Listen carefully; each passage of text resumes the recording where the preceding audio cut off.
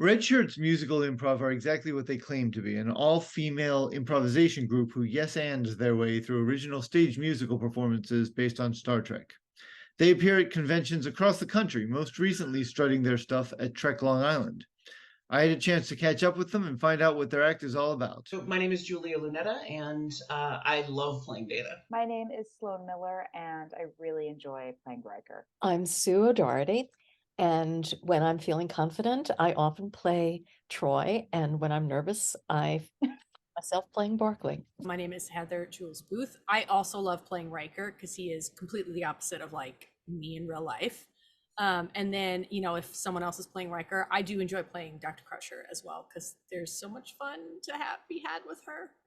I'm T. Rick Jones, and this is your Daily Star Trek News.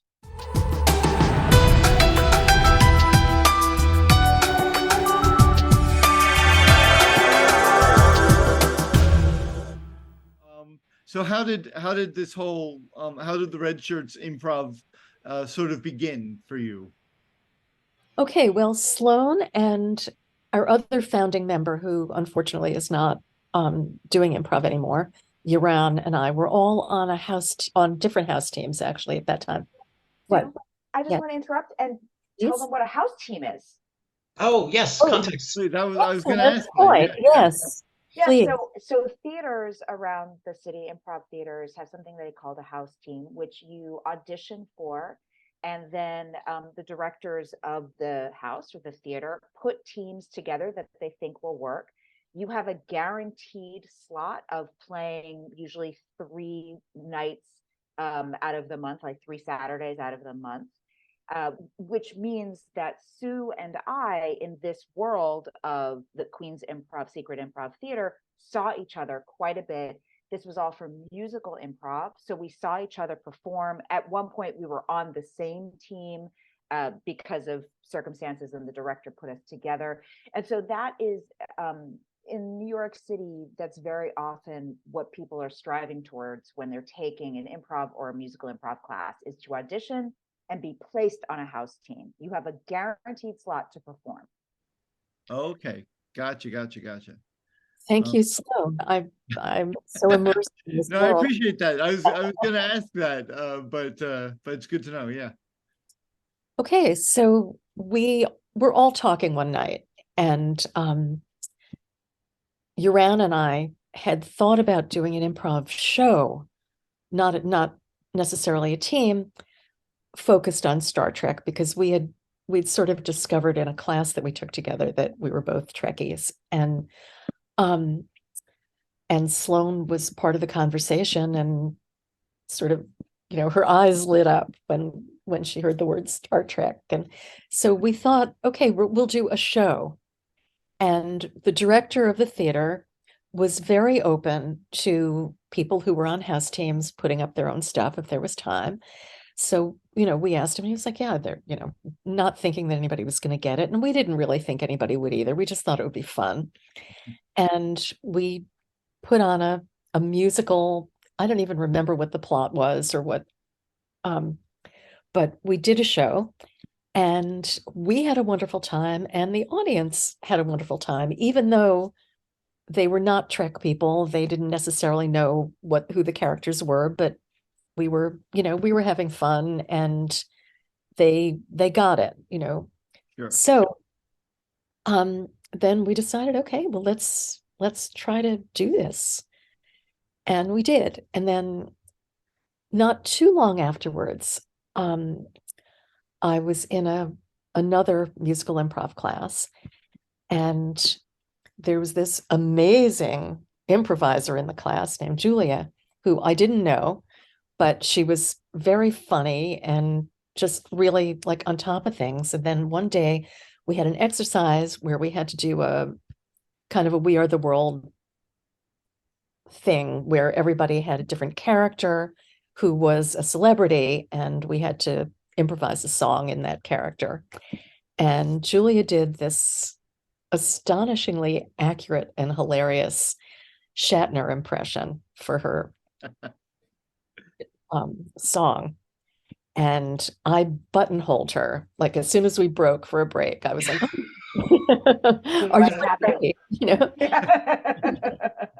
And I'll never forget her response, because I was thinking, well, maybe she just watched an episode or something, and so I asked her, and she said, well, it's been a few years since I've been to a convention, but yeah, so I said, you have to come with us. You have to. So I brought her into our next practice, and that was the start. That's great. And how long ago was that? I think like 7 or 8 years ago. Something like that. So Sue and I met in 2014, and this was really formalized. That picture is from 2015 with you, me, and Duran on stage. And Sue and I performed, just the two of us, for many weeks and months, doing doing Star Trek and two prov. And then Julia became our third in this trio of musical improv. And Sue really was always on the lookout for bringing in new members, because she was taking classes or retaking classes or doing something like Big Sibbing, which is where you're brought in to a class, you watch it for free, and you kind of help other students along. And so she was scouting for us, basically, to grow the team, because we enjoyed it so much that and we thought, well, there probably are a couple other people that would like to do what we're doing. It's very niche. So in the world of improv, the subset of musical improv is niche. Then the subset of any kind of theme is niche. The fact that we're all women is niche. Yeah. So we have to look for a very specific person to join us, to join our collective. And we grab them and we never let them go. Basically. Unless they ask nicely. Yeah. Yes, but we always remind them that the shuttle door is always open. And do you have a plan for what kind of story you're going to tell each performance? Do you have a plan of who you're going to play each performance? How's it work? How do you go into this? We walk out, introduce ourselves, and make a point of saying that we're the only all-women Star Trek The Next Generation themed musical improv troupe in the known universe.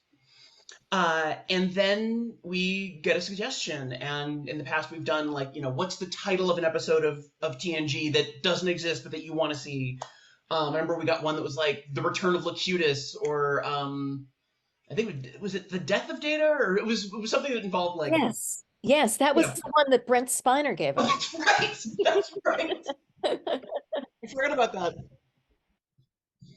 But yeah, so we get that, and then we go. I mean, we have a very loose show structure in terms of okay, we'll have an opening number, and then tour, some number of scenes, and then we'll end on some group number. But other than that, characters, locations, plot, none of that is known ahead of time. I think including the accompanist. The accompanist is on piano is making up whatever they're playing as it happens as well. Is it a different accompanist every time? It can be. Yeah. So let's just add a little bit about that. We all have studied musical improv at either Pitt or Magnet Theater, who are the two main places that taught it, or both, and that those schools teach structures, song structures that we all learn. However, no one knows what they're going to be singing until they're singing it, and you have to make choices, and the accompanist makes choices, and your scene partner makes choices, and all of that is happening simultaneously in the moment. Where do you get that accompanist who can make up a tune on the fly? It's really that we're talking about niche, that is it's a whole discipline in and of itself, being a musical improv accompanist. And we've actually tried out pianists who are wonderful, wonderful pianists who think that they can do musical improv, because how could it be harder than, playing Bach or whatever? But it usually hasn't worked out that well. They're there are classes to learn musical improv accompaniment. And we try to take people who have either taken those classes or who've studied under musical improv accompanists who we trust. Yeah. Yeah. It seems an impossibly hard thing to me. And I think it's because I'm not good at regular improv, let alone adding the musical accompaniment. So how does that work? Like how do you do that? Good question. So Sloan touched on it really well, that we're all trained. Also, there is UCB. They also offer musical improv. So those are basically the three schools where all of us have learned. She touched really well on the fact that there's structure. So, you know the tenets of regular improv. It's like you're building a scene, you're coming to an agreement with your scene partner. And the musical aspect is throwing in that aspect of like regular musical theater, scripted musical theater, which is the idea of when the emotion becomes too strong, you can no longer speak, you must now sing. It's that same concept with musical improv. The emotion or the want or the need becomes too strong, and now you as the characters must sing. Your accompanist is trained and knows to also, they're really improvising with you because they are also listening and interpreting and feeling out like, oh, did so-and-so say, I wish I could be a princess? Haha, that sounds like a want. And then they will start playing the song. And then based in their knowledge and their expertise in the structures, that's how they know what to play for you. So we all know the little tricks of, if we start repeating words a few times or phrases, oh, that's probably a chorus. And the accompanist will be like, oh, that's a chorus. Whereas if we start out and it sounds like we're singing a standard verse, they have to be ready, like, oh, is this going to be a verse song, a verse chorus? Will this be a song with a tagline? And it's really fun once you start to think about musical improv that way. You can start picking out regular songs, just like pop songs and everything that way, which is one of my favorite things to do when I start listening to pop songs. And I'm like, what the hell is this structure? I don't recognize this. But it really is a synergy between your accompanist, your teammates, and just the moment, and just your ability to follow melody and follow harmony and follow them, and they follow you, and you're all working together. And really calling it magic is like just such a perfect description of it, because it really is. It's the most magical feeling in the world. And I've done both. I think we all here have done both regular and musical improv. And I honestly like musical better. Oh, yeah. Find it more fun. Yeah. It's a high wire act. It is completely a high wire act. I mean, regular improvisers, and we're saying non-musical improvisers, when you tell them you do musical, they're like, what? I could never do that. So in the world of improv, musical improv is this level above. We're the nerds. Yes, that's the perfect description. We're like the nerds of improv, and improv is already nerds. Yes, I Also, love that. I want to pick up on something Heather said about the synergy, because I think one of the things that really helps us is that, like, we have only cast people in Redshirts who we really like and feel a connection with. Like, it's not totally talent-based, although fortunately everybody on the team is a genius. But we're together a lot. We practice when we, whenever we can, we socialize together. And I think we're at a point which we were not at the very beginning, where we kind of can read each other's minds. At the beginning, it was very hard not only to pick up on song structures, like to know what the other person was thinking about when we started duet, but also like to know what character somebody was playing, which is why we narrowed it down to TNG. Finally, we started off doing all kinds of stuff, but half the time we didn't even know what ship we were on, much less what character was walking in. And we slowly condensed it to where we have that, at least that much of a formula. But so much still depends on us. We're all listeners. And I think we do very deep watching and listening when we're on stage. So that, we still occasionally, somebody will come on as the captain and someone will call them Geordie or whatever. And then, okay, they're Geordie. But Improv. yeah, but that doesn't happen so often, and it doesn't happen so often with singing because we're attuned to one another. Yeah, there's one thing I noticed early on was that we've developed kind of our own individual series of like physical tells for a lot of the characters.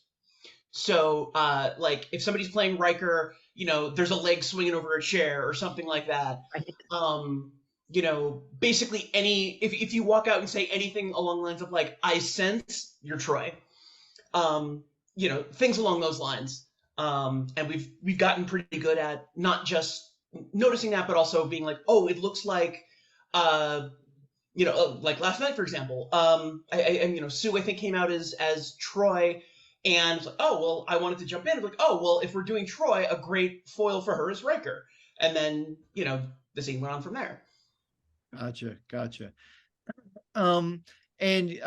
So you say you take things from the audience. Did you say Brent Spiner was in one of your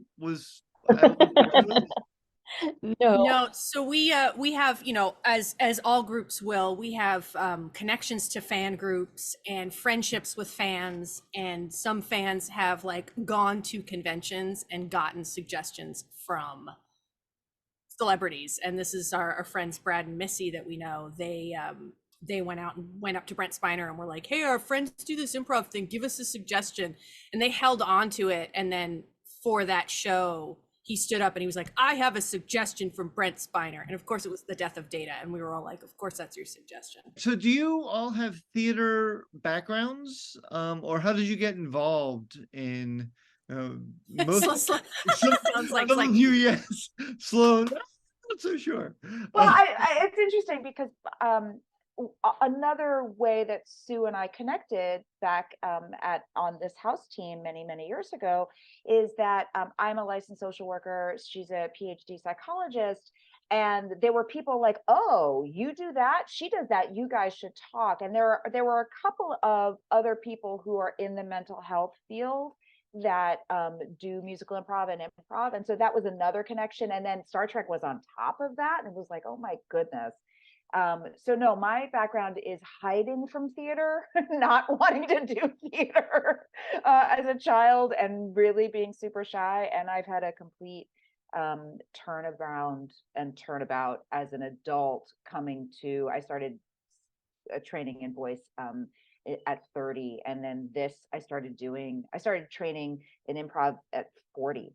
So this is this is a later in life situation for me. I don't particularly have I never studied theater particularly, but from I think first grade I was performing and doing musicals and things like that, all the way up through high school, some in college too, and I love performing. I also play trombone, I play drums, I'm trying to teach myself guitar any year now. And I've done actually, one of the things that I think in my background that really helped me blend I was gonna say, for lack of a better word. No, I love that. Blend with Redshirts with musical improv is, especially in trombone, but also some singing. I've got kind of a jazz background where I've played with various jazz groups and sort of, cabaret adjacent stuff. So I'm not particularly opposed to just musically improvising generally, or, one of my favorite things is hopping on a harmony with the rest of these amazing singers.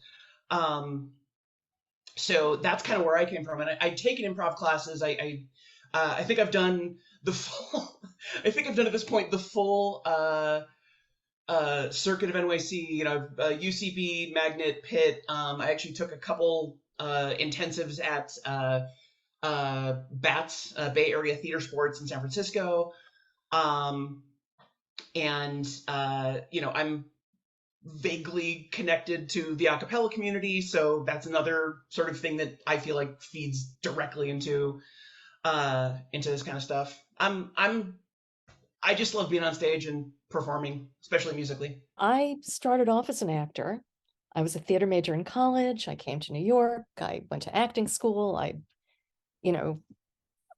got some work and no money. And at a certain point, I decided I really needed to do something else to eat regularly and, the stuff you like to do. Yeah. So I actually, I went back, I, I went back to school and got a master's in drama therapy and did that for a few years and decided if I like, I came to a crossroads where I felt like I need to go one way or the other, and I decided for psychology. But theater was always in the back of my mind. And when my son was going to apply to colleges, I knew I was going to be one of those mothers who was texting him like, every 10 minutes, why don't you call your mother? Are you wearing your boots? It's cold out. If I didn't do something that was really scary and absorbing for myself. So I went back to acting school. And then I was in a musical theater class, and I realized that like I wanted to do something. I needed help, like knowing what to do with my hands when I was singing, and also not getting lost if I messed up. And I thought, well, I guess improv is the way to address that. So I took a couple of classes. I really enjoyed them. I went to a workshop where somebody told me that musical improv existed, which I didn't know. And I literally saw black spots in front of my eyes, like the way people do, like in the cartoons, like, oh my God, I can never do this. Like, that's so scary. And then at a certain point, it became so scary that I felt like I had to do it. So I started studying at Magnet, and I I'm still get terrible stage fright. Not for regular improv and not for acting, but for singing and music. Um, but that's how I end up playing Barkley a lot. But I love it. I just love it. So I do have a theater background. I also went to college for drama, and was involved in musical theater. And then while I was like, out trying to make it, I also trickled into getting like various day jobs that were not, they're always theater adjacent. I do a lot of arts administration mostly these days. And I, on the side, would still like, I was like, I should take improv classes. I really like comedy. And then I went through all of that. And then kind of similar, someone was like, there's musical improv classes. And I was like, oh, I did not know that. That sounds like the perfect universe of things that I love. And then I just got involved in doing musical improv. And I was on a house team at the Pit for a long time. And I mean, a year and a half, that's not that long, but was on for a while. That's a long time. For improv, I guess it is. And then on a side note, so I've always been a huge Trekkie. And a side note is that it's like a decade ago at this point, I was on a non-musical Star Trek improv team where we did all episodes of the original series. We improvised, made up episodes of the original series. So I had known about Redshirts for a while, and I was like that little kid that was like, someday I would love to get involved with Redshirts. And I think Sloan, was it that you came to see Elevator Talk once, my musical improv team? Yeah. And we were chatting, and I was like, oh, I love Star Trek, right? And I Yeah. think that's how. No, and watching Heather perform, I was like, if only Heather could be on our team, and not knowing that she like But I was Star literally Trek. like Annie, and I was just like, Yeah, no, I totally admired her from afar and had a total musical improv crush, and so was like, oh, we came together. So it's been just like, to me, it's still sometimes I still have to pinch myself because I'm like, it's ridiculous that I get to make musicals on a thing I love, Star Trek, with a bunch of people that are absolutely delightful. It's just the best. It's the best. Do you guys ever get the same request multiple times? Are there some favorites that you're like, oh, we're doing that again, I can't wait? Or are there You sure do. So this is a thing that happens in improv a lot anyway, where you will step out and you will ask the audience for a suggestion, and you will get the same 3 suggestions over and over. It's really common amongst improvisers to make jokes about these things, especially I've seen it a lot in the short form community, but it happens in long form as well. you'll usually get a couple of standard off-color suggestions. For some reason, at the pit, they got pineapple all the time, so much so that it became a joke. It was like literally like passwords for accounts was involved that word for a long time because it was such a running gag. At short form, Jello got yelled out a lot. You didn't ask for a history of all the common suggestions, but it does in fact happen a lot with Star Trek. The top two we get are tribbles and things involving Klingons. People always yell those two out. And one of the things you do in improv is we call it you burn the suggestion, which is you step out at the beginning and you say, give us a suggestion of an episode that's never happened. You know, for example, the trouble with tribbles, and you get the suggestion out so the audience can't use it.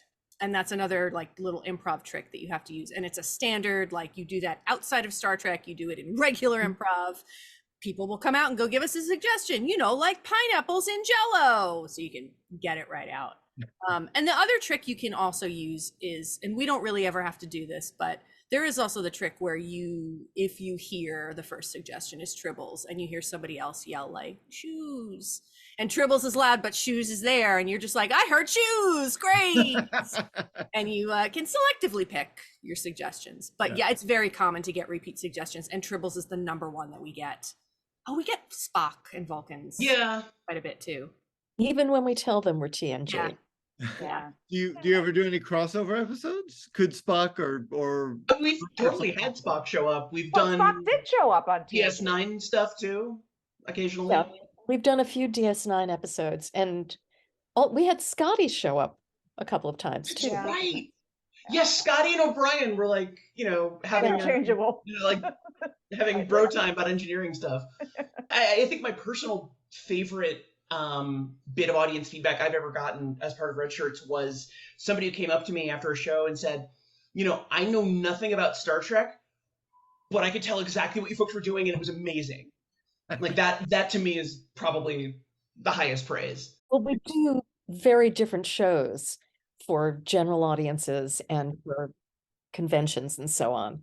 You know, when we do well, like last night at the pit at the People's Improv Theater, like we tried to be as simple and clear as possible and identify our characters and backgrounds concisely. You know, oh yes, I'm in love with him, but he's not that interested in me, and he is an android, and you know, and so on and so forth. Whereas at a convention, we just let loose, and we make reference to like things in other series and things that haven't happened yet and whatever, you know, and they follow right along and add to it. Now you guys started with doing a number of different series, and then you pared it down to TNG. Why TNG? Because Redshirts is actually a original series reference, but you're a TNG group. So what made you choose that? Well, I think there were several factors. First of all, I mean, we did do some original series stuff at the beginning, but the show itself parodies itself. Yeah. When you look at it from, you know, a 21st century viewpoint, it's hard to be sillier than they were. Don't tell Shatner that. Right, I know. And then How dare you? DS9, I mean, we tried that for a while, and we'll go back to it because, you know, but it's also hard to do a parody of that because they have such important, serious subject matter so often. Yeah. And, you know, you'd be skating a very thin line sometimes to like to really... Singing about the Dominion. It's Yeah. or Genocide Catch tends not Yourself to be White. a crowd pleaser. I was talking to our other teammate Melissa about this recently, about how, in thinking of it, like doing Deep Space Nine improv is the equivalent of in regular non-musical improv when teams do dramatic improv, where the improv is really not there for laughs. It's just like a drama. That's like what DS9 really is. Yeah. Whereas TNG, like, it's just cheesy enough that we can make fun of it, but we also love it. So all of the which I can't really say so much about all of us in TOS, you know, so like all of the, like we can poke fun, but it comes from a good place in our hearts. Well, also, if you saw Picard, the latest Picard, and the third season of it in particular, which we have not incorporated in the show, but they poke fun at themselves because they know their own tropes. Absolutely. And what we watched it as a group, and what one of the things that delighted all of us were there were many jokes that we've actually done in shows spontaneously that then they did because they were the natural conclusion or the extension of the tropes that happened 30, 35 years ago. Well, and a lot, honestly, I think, Heather, you were actually saying, I think last night, talking about Lower Decks, because Lower Decks is sort of TNG Yeah. era. Yeah. And like so many episodes of Lower Decks could basically kind of be one of our shows. Yes. Yeah, Like Catherine, there's, it's, Catherine, I don't know if you remember, Catherine actually, this was a former member, Beloved, came up with Lower Decks. We were going to do a spin-off that's called right. Lower Decks because there was an episode of TNG called Lower Decks where I think they wanted to be a little spin-off where they had young crew members. Yeah, I And- love that episode. Yeah, and so we were going to do like, who cleans the ship? Like, who's doing that? And that was Catherine's idea, and we loved that idea. So again, that was when Lower Decks came out. It was like, wait, we thought of that too. Yes. Mike McMahon also loved that idea. Yeah, clearly. Huge fan. He's a huge fan.